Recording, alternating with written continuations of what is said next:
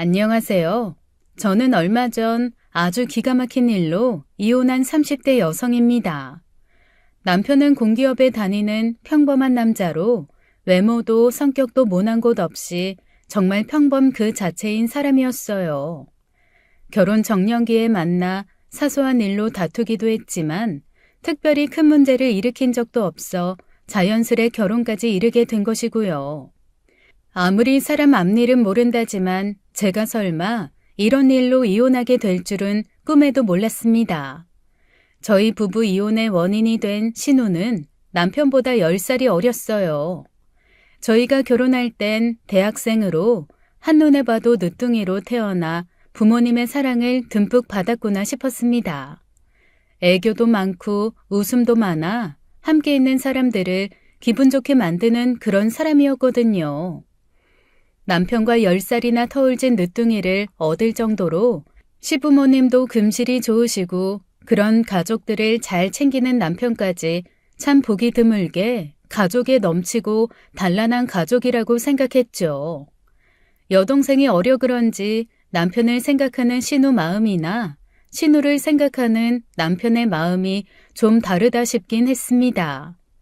저도 오빠가 있지만 터울이 크지 않아 그런지 오빠에게 애교를 부려본 적도 없고 오히려 원수처럼 살았으면 살았지 다정다감한 사이도 아니었거든요.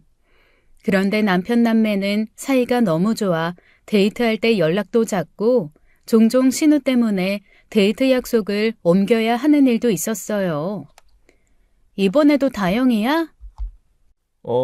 이따 올 때 아이스크림 좀 사다 달라네. 그런 건 문자로 해도 되지 않아? 가만 보면 되게 사소한 일로 전화 자주 하는 것 같아. 애기 때부터 그랬어. 여름이면 아이스크림 사와라. 겨울이면 붕어빵 사와라. 어려서 그래. 그렇다고 데이트에 방해받을 정도는 아니고 한참 어리다 보니 저도 귀엽게 생각하긴 했어요. 그때까진 유별나단 생각은 하지 못했는데 지금 생각하면 좀 싸하다 싶은 때도 있었지만 제가 눈치채지 못했던 거죠. 그러다 좀 아니다 싶었던 것이 신혼여행 때였어요. 순조롭게 결혼식을 끝내고 신혼여행지였던 하와이에 갔는데 같은 호텔에서 신우이를 만난 거죠. 오빠! 윤다영. 너 어떻게 된 일이야? 어떻게 된 일은 나도 친구랑 놀러 왔어. 뭐? 그럼 말을 하지. 왜 말도 안 했어? 오빠 서프라이즈 해주려고 그랬지. 신우 말로는 자기도 하와이 가고 싶었다는데 아르바이트 한 번 한 적 없는 대학생인 신우가 돈이 어디 있었겠어요. 신우가 가고 싶다고 하니 시어머니가 돈을 줬다는데 그것도 이해가 안 될 일이죠.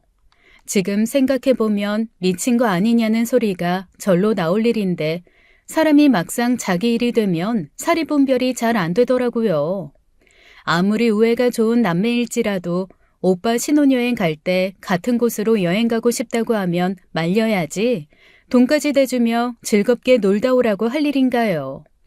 남편이 어떻게 된 일인가 싶어 시댁에 전화하니 시모는 웃으며 결국 만났냐며 이왕 같이 간 김에 맛있는 것도 사주고 좋은 시간 보내다 오라고 하더라고요.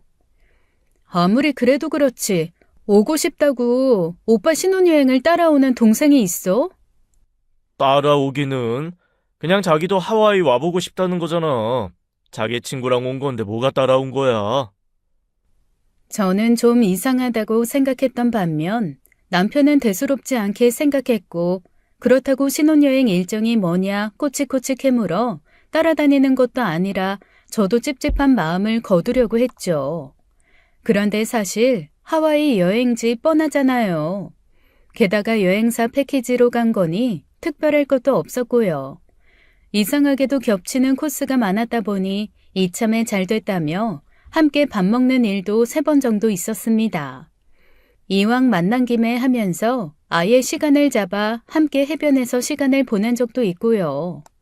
날이 더운 해변에 친구랑 같이 비키니를 입고 왔는데 아무리 남매지간이라지만 그런 옷차림을 하고 있으면 신체적 접촉은 좀 피하지 않나요? 가슴을 다 드러내놓고 남편 팔짱을 끼고 사진을 찍는다든지 남편 등에 업히기도 하는 등 제가 보기엔 좀 아니다 싶은 행동에 기분이 썩 좋지는 않더라고요. 저와 오빠 사이에는 상상도 못할 정도이기도 했으니까요.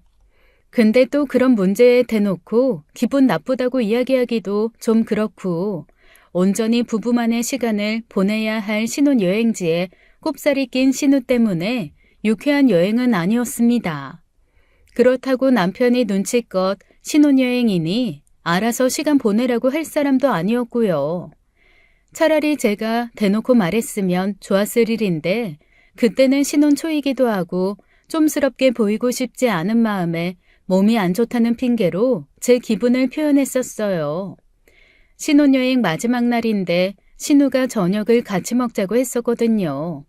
저는 남편과 단둘이 보내고 싶은 마음에 그렇게 이야기하며 거절하려고 했던 거고요.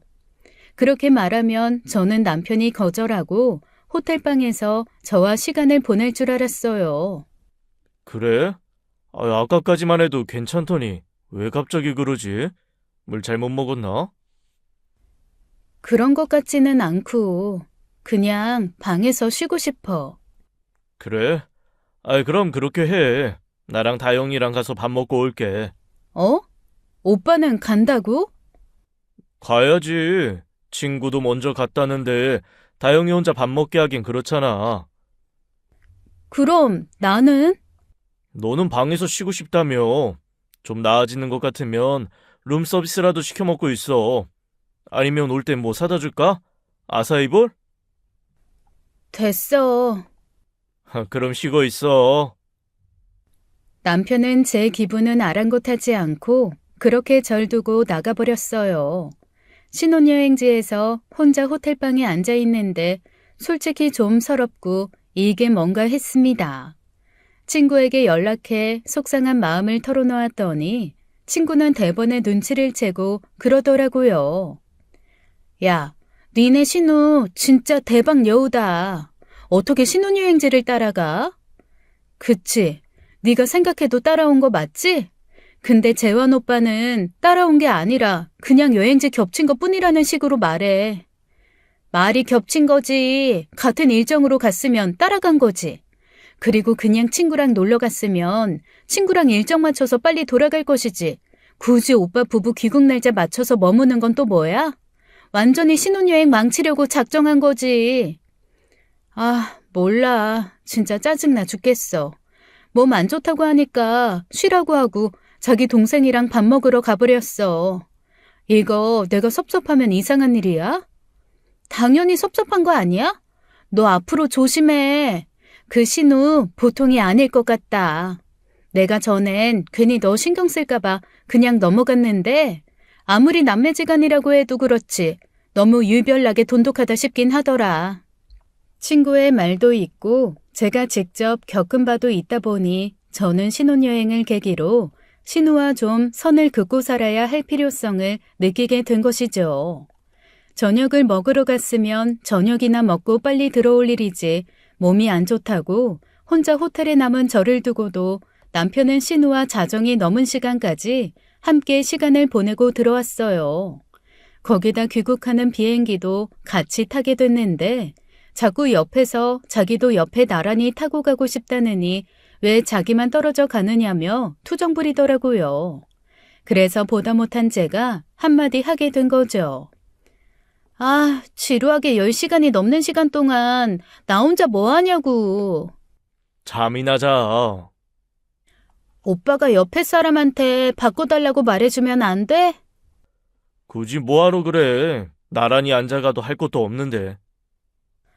아, 그러지 말고, 어? 아가씨, 그런 것도 다른 사람한테 민폐가 될 수 있는데 그건 좀 아닌 것 같네요. 저희 부부끼리 할 이야기도 있고 하니 한국에 도착해서 만나요. 네? 그게 무슨 민폐예요? 어차피 같은 좌석인데 바꿔달라고 할 수도 있지. 그리고 부부끼리 할 이야기에 제가 끼면 안 돼요? 네, 당연하죠. 신혼여행 내내 거슬리는 행동을 해서 그런지 제 말투에 날이 서 있었고 당연히 신우도 그걸 느꼈겠죠. 제가 딱 잘라 거절하며 그만하라고 하니 그 뒤로는 삐진 건지 아무 말도 안 하고 가버리더라고요.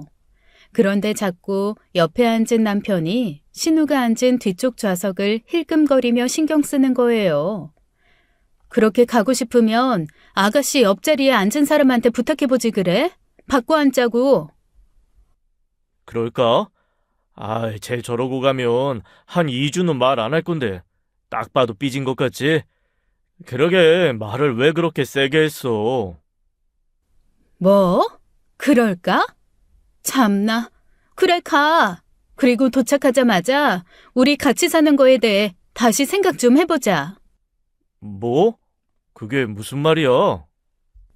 오빠가 지금 얼마나 눈치 없게 굴어서 우리 신혼여행을 망쳤는지 아가씨 옆에 앉아서 잘 생각해보라고. 우리가 신혼여행 왔지? 아가씨 데리고 가족여행 왔어? 눈치껏 아가씨 빼고 우리 부부만의 시간을 만들려고 해야지. 어떻게 된 게 오빠는 아가씨 눈치만 살펴주고 있어? 지금 이 상황에서 아가씨 삐진 게 중요해? 그러면 가. 어차피 우리 혼인신고도 안 했는데 어려울 것도 없잖아. 무슨 말을 그렇게 해? 미안해. 내가 생각이 짧았어. 워낙 어려서부터 내가 챙기던 버릇을 하다 보니 그런 건데 네가 그렇게 생각할 일이라는 건 몰랐지. 결국 남편은 제 옆에 남았지만 그러고도 자꾸 신경이 쓰이는지 이륙하기 전까지 계속 뭐라고 메시지를 보내는 거예요. 보나마나 신호 달래려고 하는 것 같은데 그 꼴이 보기 싫어 오는 내내 말도 하지 않고 뒀죠. 그렇게 기억하고 싶지 않은 신혼여행을 마치고 양가 부모님께 인사를 드리러 갔는데 신우는 방에서 나와보지도 않더라고요. 하와이에서 무슨 일 있었어? 오자마자 방에 틀어박혀서 저러네. 일은 무슨, 같이 시간 잘 보내다 왔는데 나는 제가 여행 간다길래 동남아 여행 가는 줄 알았지. 너네 신혼여행을 따라간 줄은 몰랐다. 새아가가 네가 신경 쓸 일이 많았겠어. 알았으면 진작 말렸을 텐데. 따라가기는 쟤는 그냥 친구랑 간 거야. 다 큰애 신경 쓸 일이 뭐가 있다고. 그나마 시아버지께서는 제 눈치를 보시며 사과해 주셨는데 시어머니는 그게 뭐가 문제냐고 되려 사과할 일이 될까 펄쩍 뛰더라고요. 그래서 시댁이고 신우고 적당히 거리를 두고 지내야겠다 그렇게 마음먹었죠. 그런데 그 뒤로 신우는 보란듯 제가 시댁에 갈 때마다 제 눈에 거슬리게 행동하는 거예요. 남편이 오면 방방 뛰며 안긴다든지 같이 밥 먹을 때 생선을 발라달라고 한다든지 애가 따로 없이 굴면서요. 나이를 그만큼 먹었으면 알아서 해야지. 결혼해 나간 오빠한테 그러는 거 아니야? 아유, 예전부터 그래 버릇했으니 그러는 거지 뭘 그래? 얘, 너가 이해 좀 해라. 애가 몸은 이렇게 컸어도 아직 애야. 어렸을 때부터 편식 심한 거 재환이가 생선가시 하나하나 발라줘야 한입하고 그래서 그래. 아직도 편식 심한 어린애가 아닌데 좀 그렇긴 하네요. 성인이 다 됐는데 생선 안 발라주면 안 먹겠다니. 저희 집 같았으면 먹기 싫으면 먹지 말라고 다 먹어버렸을 거예요. 아이고, 그렇지. 다행히 제가 철이 없어도 너무 없어. 그나마 시아버지께서는 신우가 나이에 비해 철이 없다고 쓴소리를 해주시는데 시어머니는 아직도 제품의 자식처럼 너무 감싸고 돌아 갈등이 있었습니다. 차라리 미성년자 애였으면 이해라도 하지 다 큰 성인이 왜 저렇게 오빠한테 달라붙을까 싶었어요. 게다가 신혼여행 이후 저한테 적대적 감정이라도 가진 건지 그 후로는 보란듯이 하는 행동도 많았죠. 어느 날은 새로 산 립스틱 색깔이 어떻냐며 남편에게 립스틱 바른 입술을 쭉 내미는데 찰나의 저를 흘끔거리는 것도 봤어요. 그 밖에도 식사 후 소파에 나란히 앉을 때면 팔짱을 끼고 앉는다든지 남편이 바닥에 앉아 있으면 뒤에서 남편 목덜미를 껴안으면서 저를 슬쩍 바라보는 식이었어요. 한 번은 다 같이 식당에 갔는데 나가는 길에 남편에게 달려가 팔짱을 쏙 끼더라고요.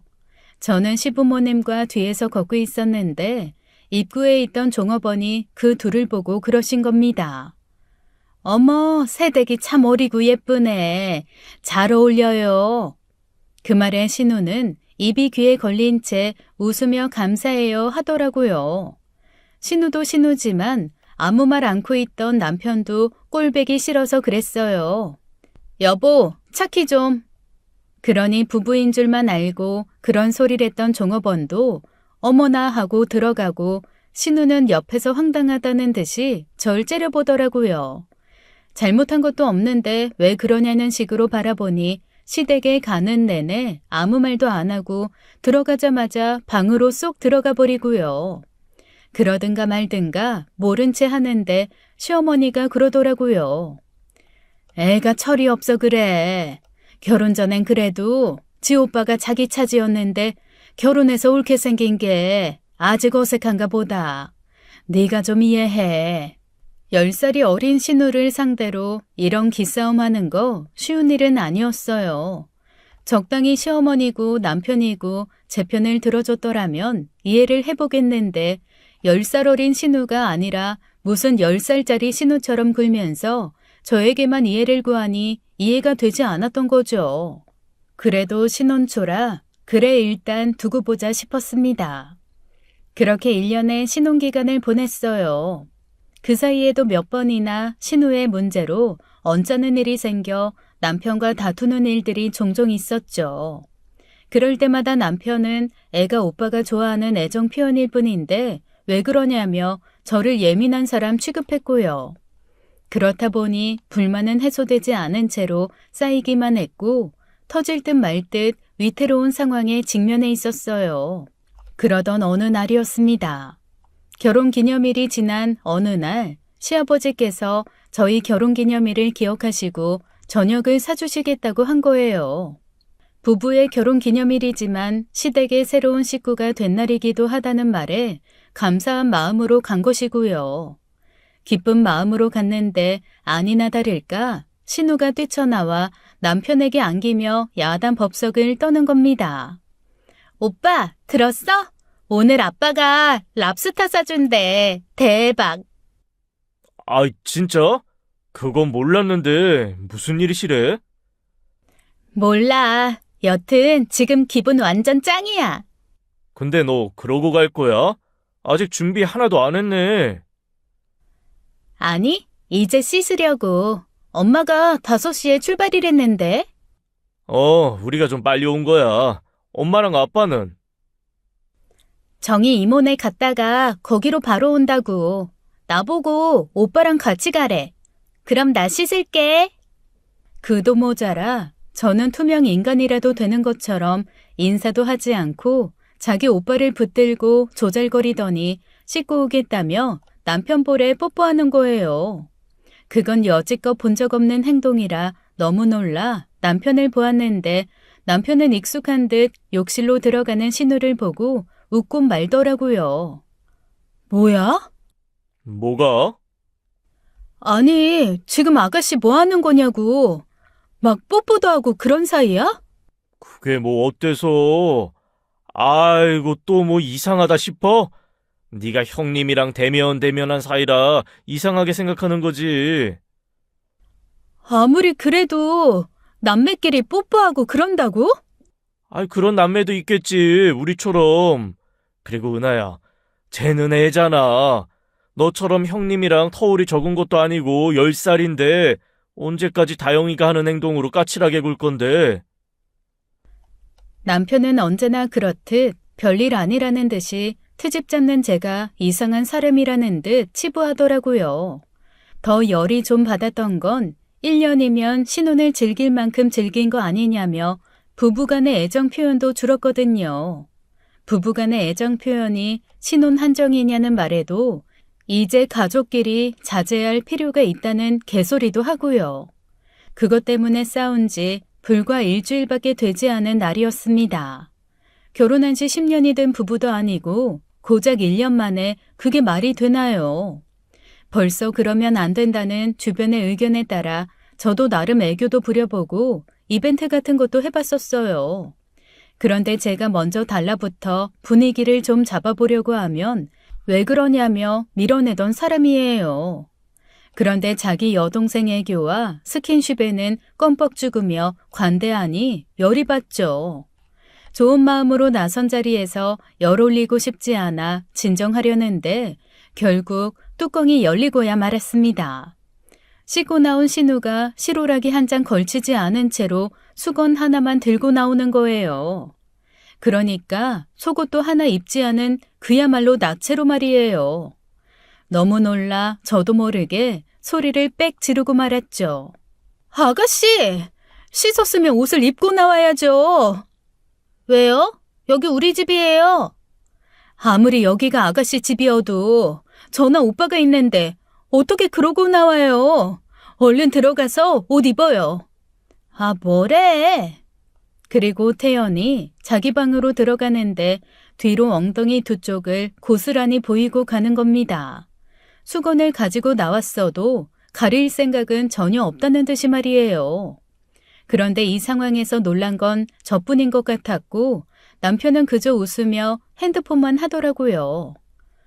지금 뭐야? 아가씨 미친 거야? 원래 저랬어. 원래 저랬다고? 요즘엔 10살짜리 애도 창피를 알아서 제 몸은 다 가리고 다녀. 저게 미치지 않고서야 저럴 수가 있어? 은하야, 말이 좀 심하다. 사람이 다 성향이 다를 수 있는 거잖아. 이게 성향 문제야? 개념 문제지. 다 큰 성인이 다른 사람 앞에서 홀딱 벗고 다니는데 이상하다는 생각이 안 든다고? 어처구니가 없어 남편과 말다툼을 하는데 갑자기 다시 신우가 나오는 거예요.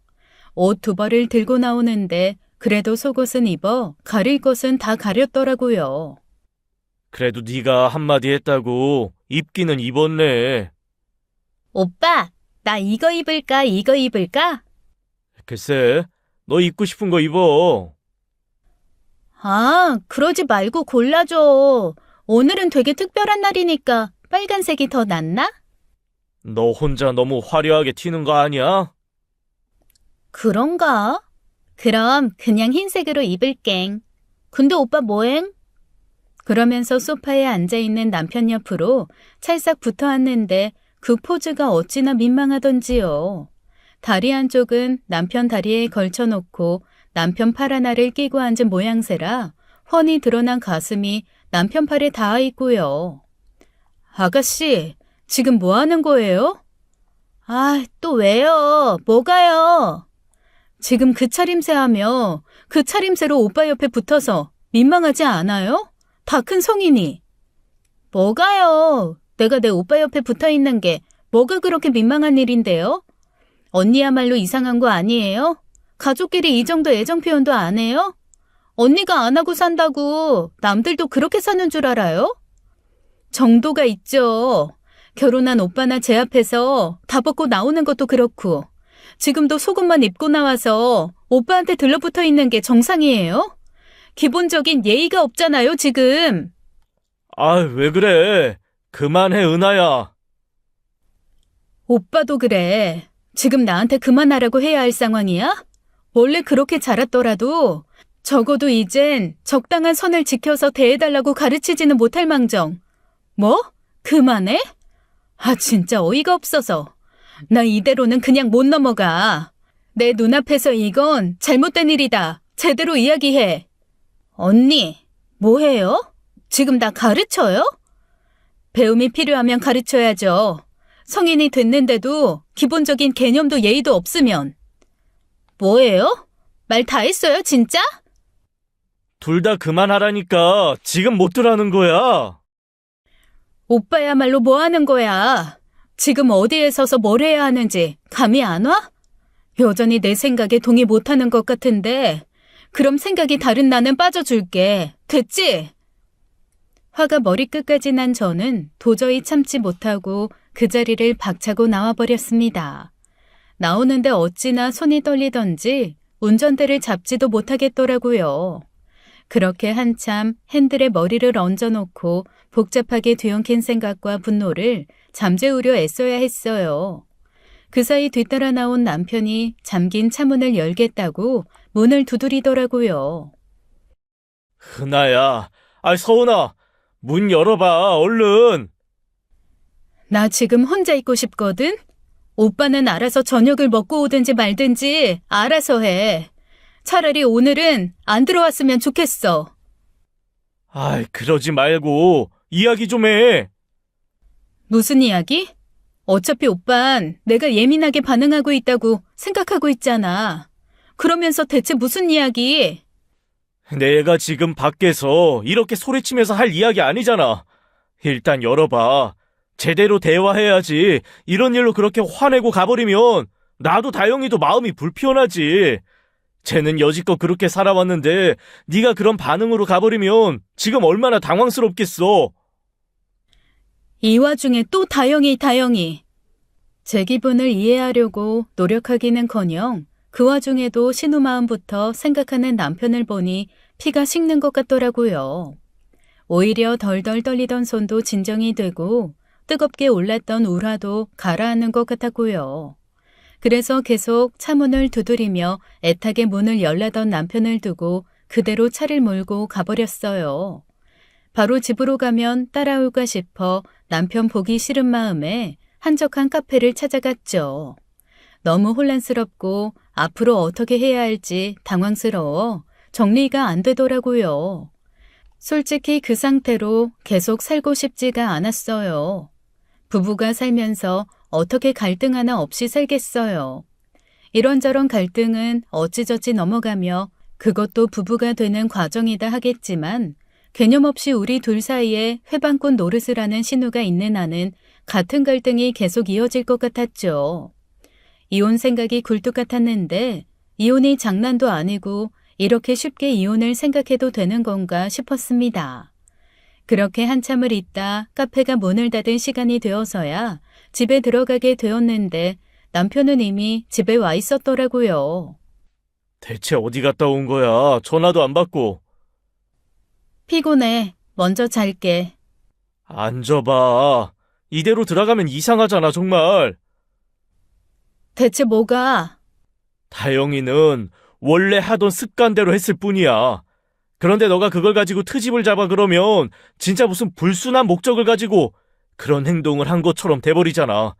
나도 그걸 방관하고 있는 나쁜 놈 취급당하는 것 같아서 기분 나빠. 지금 그게 중요해? 오빠랑 오빠 여동생이 이상한 사람 취급받는 거? 그게? 이상한 취급이 아니라 진짜 이상한 거야. 아무리 사이좋은 남매라고 해도 다 큰 성인들이 그러고 있는 게 말이 돼? 네가 알고 있는 것만이 상식적이라고 생각하지 말라니까. 너랑 형님 같은 남매도 있지만 세상에 나랑 다영이 같은 남매도 있어. 길 가는 사람 다 붙잡고 물어봐. 아니, 오빠 회사 사람들한테 물어보라고. 그게 정상인지 물어볼 수 있어? 못 물어보지? 왜 못 물어보겠어? 오빠도 그게 일반적이지 않다고 생각하니까 그렇겠지. 나는 떳떳해. 오히려 불순한 의도로 우리 남매 사이를 보는 네가 이상한 거지. 네가 이렇게까지 말이 안 통할 줄은 몰랐다. 남들은 그걸 듣고 이상하게 생각하더라도 곁에서 지켜본 너는 그렇게 생각하면 안 되는 거 아니야? 곁에서 지켜봤으니까 더 이상하게 생각하는 거 아니야. 우리가 뭘 했는데? 그냥 다른 남매들답지 않게 서로 껴안거나 볼에 뽀뽀 좀 한 거? 다영이 그게 내 앞에서 벗고 다니는 거? 나는 아무렇지도 않아. 왜? 가족이니까. 그럴 수 있다고 생각하니까. 진짜 말이 안 통한다. 그래, 내가 진짜 100번 양보해서 그게 오빠 남매만의 일이라고 생각한다 치자. 오빠랑 결혼한 내가 그게 싫다, 이상하다 그러면 안 해야 되는 거 아니야? 왜 끝까지 상처받고 혼란스러운 내 마음은 무시하고 오로지 다영이 마음만 살피는데 지금 뭐가 잘못돼도 한참 잘못됐다는 생각 안 들어? 나는 뭐가 잘못되었는지 모르겠다. 아무리 네가 내 부인이라고 해도 무작정 네 편을 들어줄 이유는 없는 거잖아. 그래? 알았어, 그럼. 오빠는 오빠 생각대로 살아. 나는 내 생각대로 살 테니까. 야, 말 아직 안 끝났어. 어딜 들어가? 야, 서은아! 정말이지 답답해 미칠 지경이었습니다. 벽이랑 대화하는 것 같았어요. 결국 이대로는 함께 살 수 없다는 결론에 이르게 되었고 이혼해야겠다고 마음먹었죠. 다음날 이혼 합의서를 작성해 화장대 위에 올려놓고 짐을 싸서 나왔습니다. 남편을 볼 때마다 낯선 사람처럼 환한 얼굴로 자기 동생을 변호했던 것이 떠올라 함께 있고 싶지 않았거든요. 퇴근 후 제가 놓고 간 이혼 합의서를 확인했는지 불이 나도록 전화하더라고요. 어떻게든 신우 편에 서서 싸울 것 같던 모습은 온데간데 없이 한층 누그러진 목소리로요. 메모 남겼잖아. 봤으면 마저 작성해서 접수할 일이지. 왜 전화야? 은하야, 이건 아니지. 무슨 이혼이야, 이혼이. 아무리 화가 나도 그렇지. 이혼 쉽게 꺼내는 거 아니야. 오빠, 내가 지금 장난하는 것 같아? 오빠가 내 뜻에 안 따라주니까 투정 부리듯 무기 삼아 이혼하자고 하는 것 같냐고. 나 진심이야. 더는 오빠랑 못 살겠어. 평생 내 편이 되어주겠다. 이빨은 소리를 하고 싹싹 빌어도 고민해볼 판에. 끝까지 다영이 편에 서서 그러는 모습 보니까 솔직히 정 떨어지더라. 아니, 그건... 알겠어. 네 말 무슨 말인지 알겠으니까 일단 들어와. 들어와서 이야기해. 지금 어딘데? 이렇게 늦은 시간에 어딜 간 거야? 친정에 간 것도 아니고. 앞으로 남이 될 사이에 알고 싶은 것도 많네. 됐으니까 전화 끊고 그거나 마저 작성해. 미안해. 미안하다니까. 내가 생각이 짧았어. 말했잖아. 그 상황에서 너를 이해한다고 하면 나도 이상한 놈이라는 거 인정하는 것 같아. 자존심 상해 그랬어. 다영이는 어디까지나 내 동생이고 내가 책임지고 끝까지 데리고 살아야 하는 건 너라는 거 잘 알잖아. 당연히 너가 먼저고 나한테는 너밖에 없어. 둘이 물에 빠지면 너부터 구해. 둘이 불구덩이에 빠져도 너 먼저 살리고 볼 거라고. 이제 와서 그런 이빠른 소리 듣고 싶지 않다니까? 어떻게 그거 하나로 우리가 헤어지냐. 지금까지 내가 보여줬던 진심은 그것도 다 가짜 같아? 다영이는 그냥 동생이야. 나이 차이도 크게 나고 어려서부터 나를 아빠보다도 더 따라서 그래. 나도 어린 여동생 생겨 기쁜 마음에 잘 챙겨서 그렇게 된 거라고.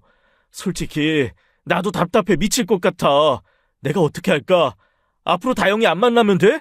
연락도 안 하고 그냥 남처럼 살아? 너랑 형님처럼 그러면 돼? 뭐든지 할게. 너 하라는 대로 다 할게.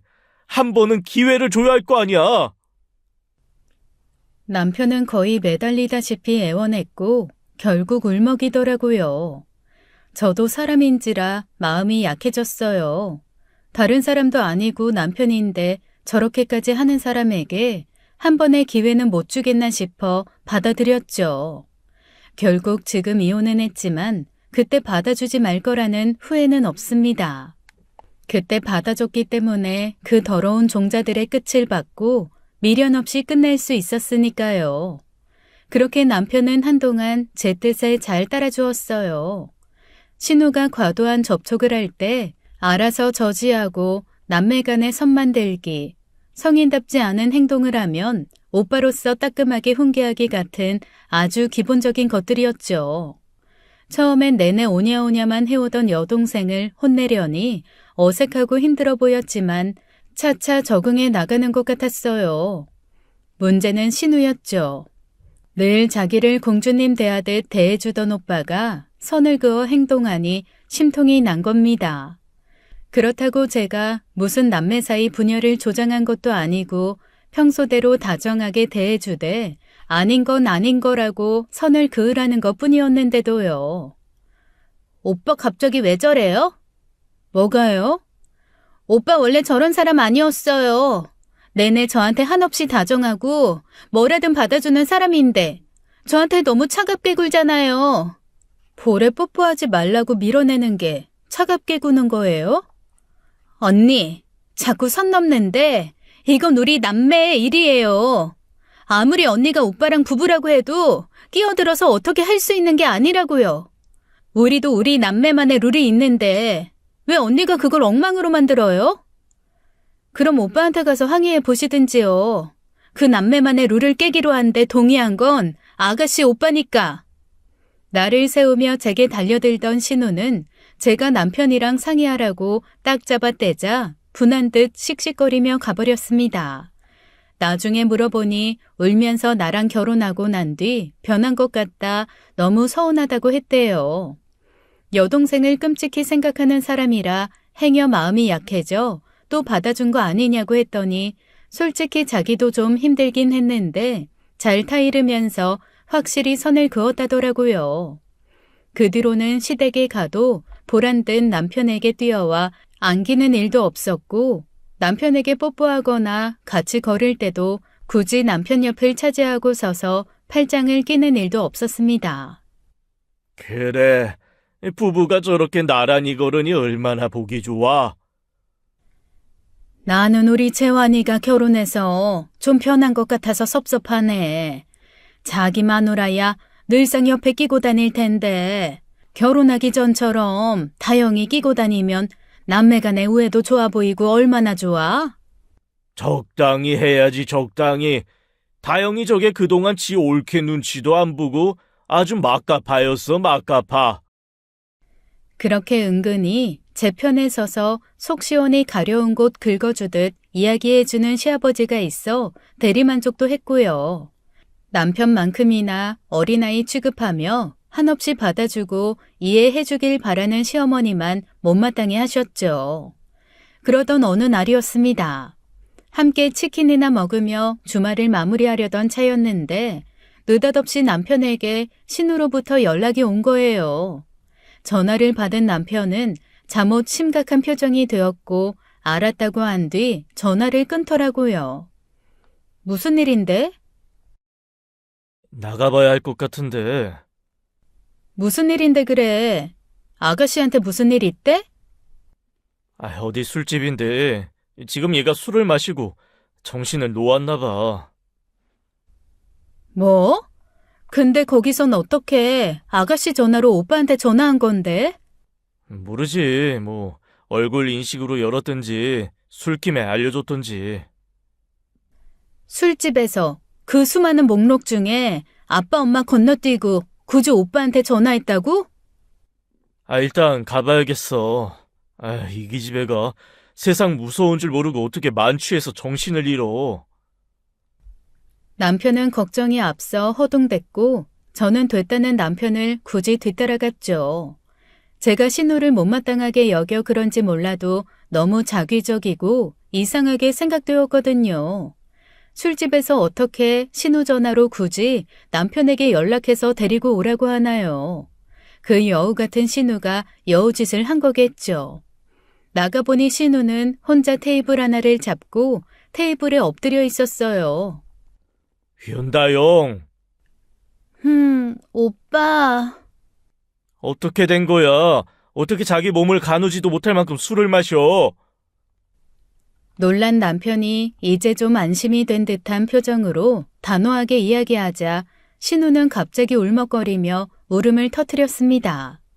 저도 좀 놀라 순간 진짜 무슨 일이 있었나 싶었어요. 남자친구가 헤어지재. 뭐? 사귄 지 3개월밖에 안 됐잖아. 벌써 헤어져? 그놈이 헤어지재? 응, 이유는 모르겠어. 그냥 헤어지고 잠수 탔는데 너무 속상해서 마셨어. 그게 뭐라고. 그것 때문에 술을 이렇게 마셔. 그딴 새끼 똥이다 싶어 치워버리면 그만이지. 얼른 일어나. 집에 데려다 줄 테니까. 그러지 말고 나 술 좀 더 사주면 안 돼? 나 진짜 너무 속상해서 그냥 돌아가기 싫단 말이야. 아가씨, 얼른 일어나요. 오빠 다음날 출근도 해야 하고 바쁘니까. 언니는 신경 좀 꺼요. 누가 언니 불렀어요? 왜 언니가 와서 난리예요? 짜증나게.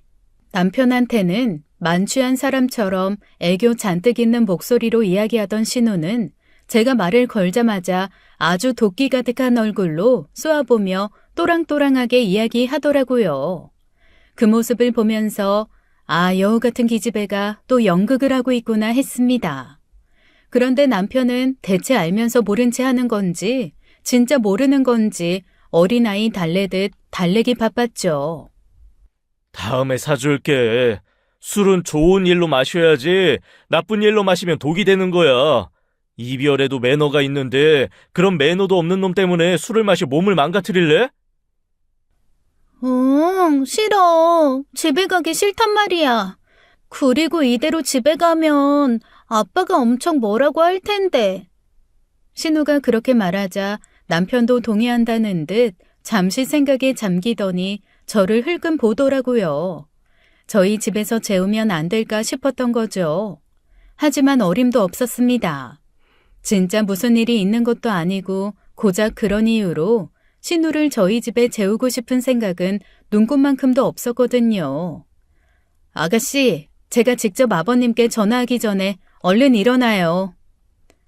진짜 짜증나게 하네. 뭐라고요? 은하야, 잠깐만 나가 있어. 내가 설득해서 데리고 나갈게.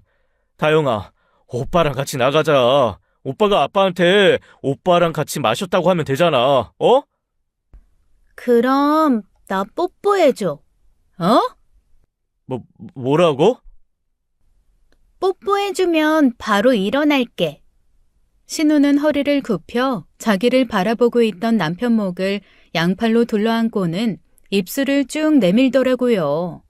너무 기가 막혀서 저도 모르게 반문이 튀어나왔는데 남편도 좀 당황했는지 제 눈치를 보고요. 그런데 신우는 아랑곳하지 않고 발까지 동동거리며 조르는 겁니다. 해줘. 오빠 결혼하기 전엔 해줬잖아. 뭐라고요? 그게 내가 언제 다영아. 너 많이 취했다. 얼른 가자. 나 안 취했거든?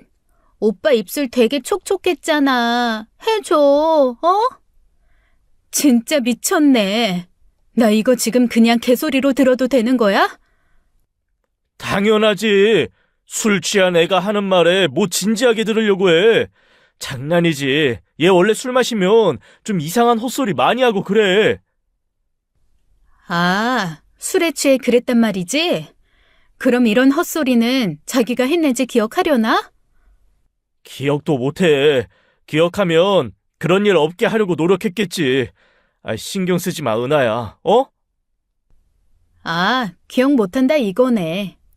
저는 그 추태를 도저히 그냥 넘어갈 수 없어서 테이블 위에 있던 남은 소주병을 들었죠. 그리고 그대로 남편 목을 감고 놓아주지 않는 신우 머리 위로 콸콸 들이부었어요. 뭐야, 지금 미쳤어요? 미친 건 아가씨인 것 같아서요. 정신이 좀 들어요? 은하야, 왜 그래? 뭐 어때? 어차피 술에 취해서 기억도 못할 건데. 일단 정신 차리게 해서 데려가야지. 어떡해. 술 냄새. 내 가방. 걸을 수 있죠? 못 걸을 것 같으면 더 정신 차리게 해줘요? 그러자 신우는 저를 매섭게 바라보며 부들거리더니 자기 발로 일어나 휘청거리지도 않고 술집을 나섰습니다. 남편이 행동만 제대로 하면 신우가 아무리 여우짓을 해도 괜찮을 거라고 생각했는데 아니었어요. 상대가 노력을 보이는데도 이상하게 신뢰가 다 깨져 더는 정이 안 가는 기분 아시나요? 가끔 신기하리만큼 무서운 촉 같은 거 느끼잖아요. 그날이 그랬습니다. 차 안에 앉아 신우를 부축해 시댁으로 데리고 올라가는 남편의 뒷모습을 보면서 자꾸 그 생각이 들더라고요. 결혼 전엔 입에다 뽀뽀를 자주 해줬다는 이야기. 그게 왜 그렇게 마음에 찝찝하게 남던지요. 사실 신우 문제도 해결이라고 하긴 어렵고 남편이 이혼하기 싫어 저한테 억지로 맞춰주는 거였어요. 그렇다 보니 제가 없는 뒤에선 무슨 짓을 하고 있을지 의심을 놓을 수가 없었죠. 결국 저는 다시 한번 이혼 이야기를 꺼냈습니다. 또 왜? 너가 하라는 대로 다 했잖아. 그런데 무슨 이혼이야? 그건 미안. 오빠도 나름대로 노력하는 거 아는데 나 이 결혼 생활 더는 유지할 자신이 없어. 그러니까 갑자기 왜? 설마 그때 다영이가 한 말 때문에 그래? 그거 다 거짓말이라고. 술에 취해 하는 이야기를 왜 그렇게 진지하게 받아들여? 아니, 그런 거 아니야. 그냥 내 마음이 그래. 더는 오빠랑 부부로 살기 싫어. 은하야, 나는 너랑 못 헤어져. 헤어지더라도 이런 이유로 헤어질 수 없어. 우리가 왜 헤어져? 너 이렇게 쉽게 이혼 이야기 꺼내는 거 고쳐야 돼. 내가 진짜 잘못한 일이 있는 것도 아닌데 왜 이혼해? 나는 너랑 이혼 못해. 남편이 너무 강경해서 저는 어쩔 수 없이 변호사를 찾아가야 했죠. 하지만 제 이야기를 들은 변호사는 남편이 그렇게 나오는 이상 합의 이혼을 하는 것은 쉽지 않을 거라고 하더라고요. 소송을 하더라도 모호한 부분이 있어 결정적인 증거가 없는 이상 받아들여지기 힘들 수도 있다고요. 남매지간의 그런 이야기가 실제로 없는 일도 아니고 몇몇 사례도 있었지만 그 경우는 더욱더 확실한 증거가 있어야 한대요. 사회적인 통념에 크게 어긋나는 부분이 있지 않은 이상 우애 좋다라고 포장하기 딱 좋은 행동일 뿐이라고요. 그럼 사회적인 통념에 크게 어긋나는 정도는 아니지만 그 횟수가 너무 작고 아내로서 부부관계를 지속할 수 없을 만큼의 스트레스를 받았다는 증거를 확보해 놓으면 가능성은 있는 거죠? 법원에서도 좀 헉할 만큼의 횟수, 증거를 잡아두시면 확실히 확률은 더 올라가겠죠. 그래서 저는 이혼을 하기 위한 작전에 돌입한 겁니다. 굳이 제가 뭘 꾸미고 자시고 할 일도 없었어요. 그냥 전처럼 남편이 신우를 대하게끔 좀 더 느슨하게 굴면 되는 거였거든요. 사람은 망각의 동물이라죠. 옆에서 시도 때도 없이 선을 지켜라, 혼낼 것은 혼내라, 그런 이야기를 할 때는 좀 주의하더니 그런 이야기를 일절하지 않고 지켜보기만 하니 또 슬슬 전에 하던 버릇이 나오더라고요. 제가 일부러 못 본 척하고 시부모님이랑 이야기하면 신우는 모른 척 자연스레 남편 팔짱을 끼고 대화하거나 아슬아슬 선을 넘을 듯 말 듯한 스킨십을 했죠. 미리 애매하게 세워둔 휴대전화에 고스란히 다 찍혔고 그렇게 모은 증거가 한 달 만에 수십 개는 되었습니다. 저도 대개는 카메라를 놓고 그냥 모른 채 하고 등을 돌리고 있을 때가 많아 후에 찍힌 영상을 확인할 때마다 어이가 없거나 화가 나 뒷골이 당기는 일이 여러 번이었어요. 소파에서 저를 향해 등을 지고 앉은 신우가 반바지 입은 신랑의 안쪽 허벅지에 손을 갖다 대는 일이나 그럴 때마다 슬쩍 신우 등 뒤에 있는 제 눈치를 살피며 즐기는 듯한 남편의 표정에는 피가 식는 기분이었죠. 증거를 모으면 모을수록 오히려 단순히 우애 좋은 남매로 보기엔 어렵다 싶은 것들이 한두 개가 아니었어요. 증거의 적합성을 따지기 위해 다시 찾은 변호사도 영상을 보더니 접근을 다르게 해보는 게 좋겠다더라고요. 접근 방식을 다르게 하라고요? 그러니까 원래는 너무 우애가 좋은 남매라서 이혼하고 싶다고 하셨잖아요. 근데 제가 보기엔 좀 이런 말씀 어떻게 들릴지 모르겠지만 단연간의 경험상 그 이상을 염두에 두시고 소송을 준비하는 게 좋을 것 같아요. 그 이상이요? 제가 보기엔 불륜 관계인 것 같은데요. 설마 했는데 확인 사살을 받고 나니 그냥 입이 꾹 다물어지더라고요. 마음속에 든 말은 엄청 많은데 그 순간 그냥 말문이 꾹 닫혀서 아무 말도 나오지 않았습니다. 그렇게까지 생각하고 싶지 않았던 방어 기제가 발동됐는지 그 상황에서 제가 꺼낸 말은 부정이었어요. 설마요. 남매잖아요. 생각보다 불륜에는 도덕적인 경계가 아예 없어요. 그 뒤 복잡한 마음으로 어떻게 살았는지 모릅니다. 그냥 기분이 뒤숭숭하고 너무 혼란스러웠어요. 경험이 많은 변호사가 보기에도 그렇고 이런 일은 상상조차도 해보지 못했던 저도 자꾸 그쪽으로 촉이 기울었으니까요. 그러다 시댁에서 추석에 다 같이 여행을 가자고 제안해서 멀지 않은 캠핑장에 여행을 가게 되었어요. 계속 의심과 혼란을 가지고 있던 저는 고기를 구워 먹으며 술잔을 기울이는 그 두 사람을 보면서 오늘 어떻게든 결단을 내릴 수 있는 뭔가가 있어야 한다는 생각이 들었죠. 솔직히 술김에 뭐라도 했으면 좋겠다, 증거가 될 만한 뭐라도 나왔으면 좋겠다는 간절함도 있었을 거예요. 그래서 남편에게 술을 자주 권했고 저는 따라 마시는 척하며 몰래 바닥에 다 버렸습니다. 물론 신우에게도 술을 권했고요. 아가씨도 한 잔 마셔요. 곧 졸업인데 기분 뒤숭숭하겠네. 뭐 그렇죠. 취업은 어떻게 하기로 했어요? 안 그래도 스트레스 받는데 이런 자리에서 그런 이야기 해야 돼요? 아휴, 내가 생각이 짧았네. 원래 명절에 그런 이야기 꺼내는 건 아닌데. 맞죠? 미안해요. 한 잔 더 해요. 별일이네. 언니가 나한테 미안하단 말을 다 하고. 그렇게 한참 술자리가 이어졌고 어느덧 빈 술병이 늘어난 만큼 그 두 사람도 엄청 취했죠. 시아버지야 똑같이 술을 마셔도 취하시는 법이 거의 없었고 시어머니는 거의 마시지 않았어요. 저는 적당히 마셔 얼굴이 붉어진 상황이라 누가 보면 좀 취했다 보일 수도 있었고요. 그때 갑자기 신우가 남편에게 착 달라붙어 엉기며 그러더라고요. 오빠, 나 화장실 같이 가죠. 나이가 몇인데 화장실을 오빠랑 가?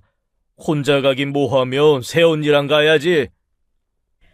여기 어둡잖아요. 화장실도 저 맨 끝에 있는데 여자애들 둘이 보내긴 좀 그렇지. 예, 제가 갔다 올게요. 은하, 너는 안 가도 돼? 난 괜찮아. 그렇게 남편과 신우가 멀리 떨어진 화장실로 향했고 저는 가만히 어둠 속으로 멀어지는 두 사람을 바라보았어요. 그렇게 진짜 어둠 속으로 나락으로 떨어지길 바라는 마음이 들자 가슴이 쿵쾅거리더라고요. 그렇게 초조하게 두 사람이 돌아오길 기다리는데 한참을 기다려도 안 오는 겁니다. 역시나 제가 예상하는 그런 그림이 만들어지는 건 아닐까, 그렇게 확실한 증거를 잡으면 좋겠다 싶은 마음과 동시에 그러지 않았으면 좋겠다는 생각이 들더라고요. 그래도 제가 한때 많이 사랑했던 남자고 결혼해서 평생을 함께하기로 약속했던 남자인데 그렇게까지 최악의 인간은 아니었으면 하는 바람이 든 것이죠. 그때였습니다. 좀 떨어진 자리에 있던 젊은 대학생 무리의 남자애들이 요란스럽게 떠드는 거예요. 야야야, 대박. 완전 대박 사건. 빨리 와봐. 저기 사우나실 지금 대존잼. 왜? 지금 거기 둘이 들어가서 옷 벗기 직전이야. 좋은 구경 놓칠까봐 내가 너네 데리러 온 거 아니냐? 미친놈. 폰 챙기러 온 거 아니고? 가자. 신경이 곤두서 있어 그런지 그렇게 가깝지 않은 거리였는데도 그들의 대화가 선명하게 들렸고 저는 직감적으로 그들의 화두에 오른 사람이 남편과 신우라는 것을 알았습니다. 두 사람이 너무 늦네요. 찾으러 갔다 올게요. 괜찮겠어. 어둡다. 같이 가자. 그렇게 시부모님과 함께 남편과 신우가 있을 곳으로 향하는데 두 다리에 힘이 풀려 당장이라도 주저앉게 될 것만 같았습니다. 그리고 멀지 않은 곳에서 저는 진짜 다리에 힘이 풀려 그대로 주저앉고 말았어요. 화장실 가기 전 사우나실로 쓰는 공간이 있는데 지금은 고장이나 사용할 수 없다고 했거든요. 그런데 그 안에서 그 두 사람이 바닥에 드러누워 뜨거운 입맞춤을 하고 있는 것이 사우나 유리를 통해 적나라하게 보이고 있던 거예요. 나중에 알고 보니 사우나 유리에 붙여진 사생활 보호 필름이 잘못 붙여져서 안에선 밖이 안 보이고 밖에선 안이 보이는 어처구니 없는 상황이었던 거죠. 그보다 더 확실한 증거가 없었는데 저는 그 순간 숨이 턱 막히고 눈앞이 깜깜해지는 게 눈물부터 나왔습니다. 어느 정도 예상했던 일이었는데 제 두 눈으로 확인하자 아무것도 할 수가 없는 거예요. 바보같이 빨리 일어나 사진이라도 찍어야지 하시겠지만 정말 제 몸이 제 말을 전혀 듣지 않는 그런 상황이었죠. 제가 겪고 나서야 사람이 충격을 받으면 뒤로 넘어가고 기어다니고 제 몸을 못 가누고 그렇구나 했습니다. 그래서 저보다 더 먼저 뛰쳐나간 사람은 제가 아닌 시아버지였고 곧이어 문을 열고 극대노한 시아버지의 고함 소리가 이어졌어요. 아, 이게 대체 뭐하는 짓거리들이야? 계단이 있는 사우나 건물이라 시아버지 가랑이 사이로 당황한 그 둘의 포개진 얼굴이 보였고 남편은 그 순간 술이 확 깨고 정신을 차린 듯 소스라치게 놀라며 벌떡 일어나더라고요. 주변에선 대단한 구경거리가 나왔다는 듯이 모여들어 구경하고 있었어요. 시모는 발을 동동 구르며 어떡하냐고 가만히 앉아있는 제 어깨를 붙들고 흔들었죠. 아버지, 그게 아니라, 아니, 저는, 이런 미친놈! 시아버지는 당장에 들어가 남편을 끌고 나와 밖으로 내동댕이 쳤고 남편은 계단 3개 높이에서 굴러떨어져 제 앞까지 왔죠. 제 눈도 못 마주치고 땅을 보고 곧바로 무릎을 꿇고 앉아 있는데 곧이어 시아버지께선 신우의 머리채를 끌고 나왔습니다. 그리곤 땅바닥에 내팽개치듯 던져놓고는 남편을 미친 듯이 밟아 때리기 시작했어요. 이 미친놈의 새끼! 아이, 개 같은 새끼! 감히 다른 사람도 아니고 네가 어떻게 네 동생을? 어머, 어떡하면 좋아. 어떡하면 좋아. 여보, 그만해요. 그만해.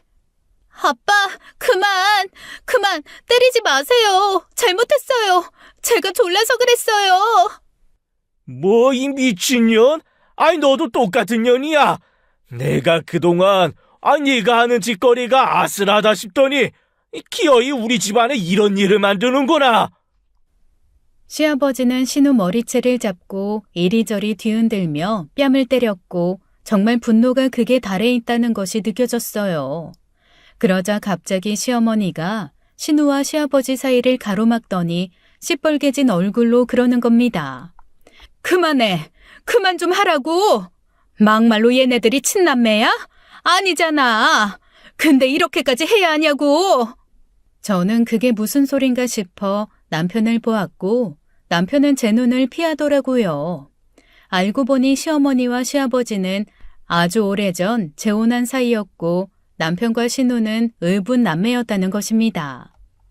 쟤들은 상관없지. 뭐 안 될 거 있어? 뭐 대단히 큰 잘못도 아닌데 왜 사람을 태역죄인처럼 그러냐고. 지금 그걸 말이라고 해? 의붓 남매면 남매가 아니야. 법적으로 쟤네들 남매라고, 이 사람아. 여기 사람들 다 보고 있네. 이봐요들, 이게 말이나 됩니까? 피가 안 섞였으면 남매가, 그것도 결혼한 새끼가 지 여동생을 상대로 그래도 된다고 생각하는 사람 있어요? 시아버지는 흥분해 씩씩거리며 주변 구경꾼들에게 동의를 구했고 구경꾼들은 서로 눈치를 살피다 고개를 내줬더라고요. 말이 안 되죠. 그래, 의붓 남매였다는 사실도 기가 막혀 말도 안 나오지만요. 설사 피가 섞이지 않은 남매였다고 해도 그게 말이 되나요? 오히려 그 의붓 남매라는 진실이 제 정신을 돌아오게 했고 그제야 저도 말문이 트였습니다. 어머니, 그래도 남매는 남매잖아요. 아버님이랑 어머님이 부부로 사는데 어떻게 그 자식들이 저짓거리를 해요? 어머님은 두 눈으로 보고도 아가씨 편을 들고 싶어요? 저 같으면요, 당장 머리채를 다 뜯어버렸을 거예요. 네? 그동안 어머님이 저 사람이랑 아가씨 그렇게 선을 넘는 행동을 하고도 괜찮다 하신 결과가 바로 이거라고요. 처음엔 차분하게 말을 하려고 했는데 생각할수록 분하고 어이가 없어서 결국 저도 감정이 폭발하고 말았죠. 그래서 바로 남편에게 가서 있는 힘껏 뺨을 때렸고 남편은 가만히 맞고 꿈쩍도 않더라고요. 때린 건 남편을 때렸는데 발작하는 건 신우였어요. 왜 때려? 미쳤어? 네가 뭔데 때려? 네가 뭔데 오빠를 때리냐고? 너도 맞고 싶어? 지금 패 죽여놓고 싶은 거 간신히 참고 있으니까 조용히 좀 짜져 있어. 이 미친년. 뭐? 미친년? 이게 신우는 갑자기 제 머리채를 잡아 꺾으려 했지만 제가 더 빨랐죠. 저는 바로 발로 신우를 차 뒤로 넘어뜨렸고 신우는 바닥에 나뒹굴며 악을 질러댔어요. 아, 내가 먼저였어. 오빠는 원래 내 거였다고. 왜들 그래? 우리가 남매가 되고 싶어서 남매가 된 것도 아닌데 왜 우리한테 그러냐고.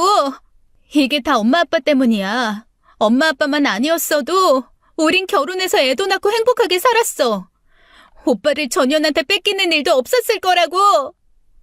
윤다영, 그 입 안 다물어? 진짜 더러워서 들어줄 수가 없네. 더러워? 뭐가 더러워? 네가 뭔데 더럽다 뭐다 이야기를 해. 야, 너 모르지? 우리 이미 할 거 다 한 사이야. 너 이전에 나였다고. 너랑 만날 때도 나였었나?